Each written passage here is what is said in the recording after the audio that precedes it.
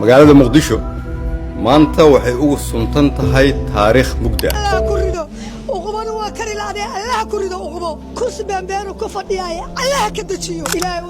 waxaan filayaa wax badan bilihii lasoo dhaafay inaad heystan si fiican u dhageysatay in badanna dhagahaga ay ku soo laalaabatay muuqaalo badan iyo meelo badan oo laga shidanayana aad aragtay.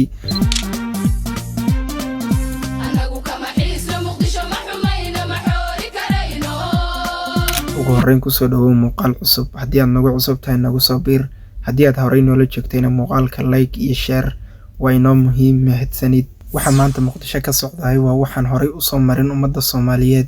waa musiibo tii ugu weyneed oo Soomaaliya ka dhacdaahi. waa in caruur yaryar oo guri jooga ama hooyadood la jiifa 9 saac oo habeenimo cagaf lagu soo dhiilmiyo, haddii ay ka bixi waayaanna la dardarsiiyo, intii hadashana xabad lagu dhuftaahi. waa musiibo Soomaaliya tii ugu horreeyay ka dhacda, waana midii ugu xumeed ee ummadda Soomaaliyeed soo marta. qof madaxa ama qof sheekha ama qof dawladda u shaqeeya oo ka hadla ama u dhiidiyana la waayo. waa ogahay dad badan ayaa muuqaalkayga markay arkaan waxay dhihi doonaan daciifad ayaa ku haysa oo dawladda ayaad ka soo horjeedaa, oo taageeranimo ay u hayaan dawladda ama qabiiliyan ay ku taageerayaan u difaaci doona oo dhihi doona dawladdu waxa ay wadaahay waa sax oo shacabkani waxa ay degan yihiin dhul dawladeed. balse waxaas waa la isla soo dhaafay maantay. dhul badan oo Muqdisho lagu dumiyay ayaa waxa lagu dumiyay dhul dawladeed ayuu ahaa, balse maanta waxa la duminayaa dhul dawladeed ma ahan, waa dhul sharciyadeed. dadku sabar loogooyinkooda ay haystaan, guryahoodana dad kale laga gaday madax oo lacag haysta, si xoogana dawladdu ku fulinayso, dawladana loo adeegsaday, lacagna la siiyay si dadkaas loo barakiciyo dhulkoodana loo qaato. anka dhulkayna ma aha dhul oo ma aha oo basiiba ma aha dhul oo dhul dawla ma aha, waa dhul dukumenti aabahay shaqaystay, xamaali ka shaqaystay. anaka xaqeena nagula haystaa. waxaan codsanaynaa in dawladda ra'iisul wasaaraha, madaxweynaha, gudoomiyaha gobolka, dhammaan inta mas'uuliyiin inay naga soo gaaraan xaqeena in loo dhiciyo. anaga dhibaata noo sheeganaa nin naafa ahay, awooda la sheeganaa waxba. in badan waxaa lagu marmarsiyooday in dhulka la duminayahay ama dawladdu ay u haysato sharciyad ama uu yahay dhul dawladeed, balse maanta waxa la dumiyahay ma ahan dhul dawladi leedahay ama dhul dawladii hore ee Soomaaliya ay leedahay. ma ahan wax la dumiyay, waa dhul dad shacab ah ay leeyihiin. guryo meel istaraatiiji ku yaala, meelaha magaalada ugu qurxoon ku yaala, loona dumiyay in qof uu jeclaaday meeshaas istaraatiijiga ah, lacagna uu haysto, dawladana uu adeegsaday si dadkaas looga barakiciyo meeshaas uga dhisto hoteelo qurqurxoon. balse adduunka sharciyad iyo kala dambeyn ayuu leeyahay, oo qof markii lagu xadgudbay waxaa jirta meel uu u laabto oo maxkamad ayaa jirta. xataa dawladdu haddii ay ku xadgudubto ama ciidanka dawladdu ay ka xadgudbaan, maxkamad ayuu leeyahay wadanku laga dacwoodo oo go'aan gaarta, kana awood badan dawladda. balse Soomaaliya ma lahan waxaas. maxkamadi kama jirto wadanka, dawladna kama jirto. dawladda ka jirtaahina waa midda dadkan barakicinaysa, dhulkoodana qaadanaysa, iyaduna rabta oo kala gadanaysa, dadkana xoog inta loo adeegsado lacag la siiyo, qayb ka mid ah barakicinaysa, qaybna dhulkii ku wareejinaysa, lacagna ka samaynaysa. musiibada ka jirta maanta Muqdisho iyo wixii shalay ka dhacay Muqdisho, sawirkan ayaa caddeyn ugu filan oo soo koobaya. oo waxaa ka muuqda caruur yaryar oo gurigooda iridiisa taagan, kuwaasoo dhagaxyo la taagtaagan sidii caruurtii Falastiiniyiinta ahaa ee Yahuudda Israa'iil la hortaagnaa dhagaxyada, iyadoo lagu ridayo baybayaal iyo taangiyaal dhagax ku ridaya, iyagoo dhagax ku ridayna ku dhimanayay. kuwanina 9 saac oo habeenimo ay gurigooda ka soo baxeen oo ay dhagax la hortaagan yihiin gurigooda, maadaama xilligii 10 saac ama 9 saac habeenimo cagaf lagu soo bilaabay xaafadda qayb ka mid ah. maanta shacabka Soomaaliyeed ee ku nool Muqdisho iyo kuwa ku nool dalka Falastiin oo ah dad muslim ah oo Yahuudu maalin walba dhulkooda ay dhacdo oo ayna duqayso, wax u dhaxeeya maanta oo farqi yahay ma jiro.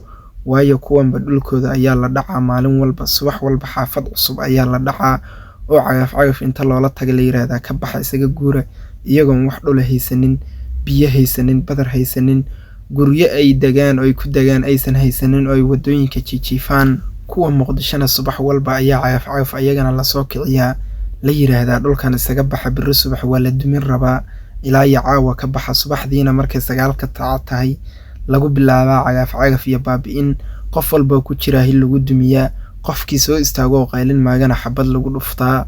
waa waxa maanta Muqdisho ka jira.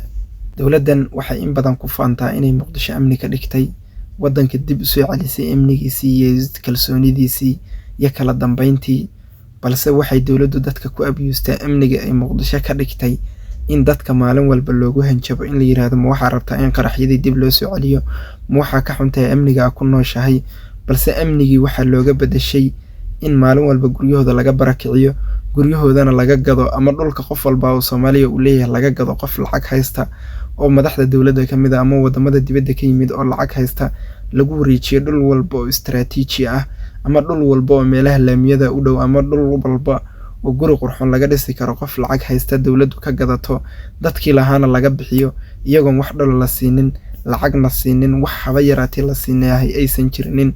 intooda badanna waxaa lagu marmarsiin jiray inuu yahay dhulku dhul dowladeed, balse maanta taasi waa ay soo dhaaftay oo dhacdadii ugu dambeysay oo shalay Muqdisho ka dhacday ma ahayn waxa la jajabiyay dhul dowladeed ee waxa uu ahaa dhul dad shacab ay leeyihiin oo ay sabar loogooyinkooda u haystaan.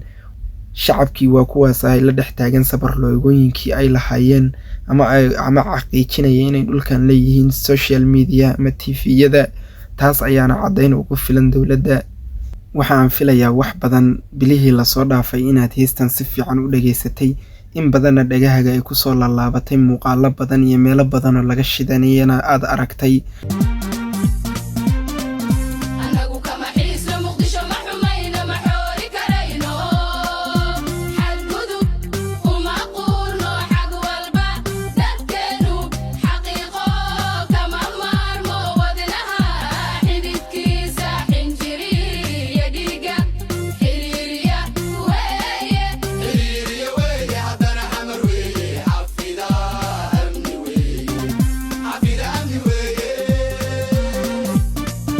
kadibna aa qalbi wanaag badan dareentay, waddankaagiina dib u jeclaatay, wax badanna ka filanaysay oo aad filaysay inuu waddanku ka soo hagaagay sidii 30kii sano ee lasoo dhaafay uu ahaa, balse maantay 30kii sano ee lasoo dhaafay waddankan wax aan ka dhicin ayaa ka dhacay shalay magaalada Muqdisho. كنا نقول بدبات إسرائيل ما هبيج يعني بفوق أنا فوق نقولها استهنا بدبات أنا بدبات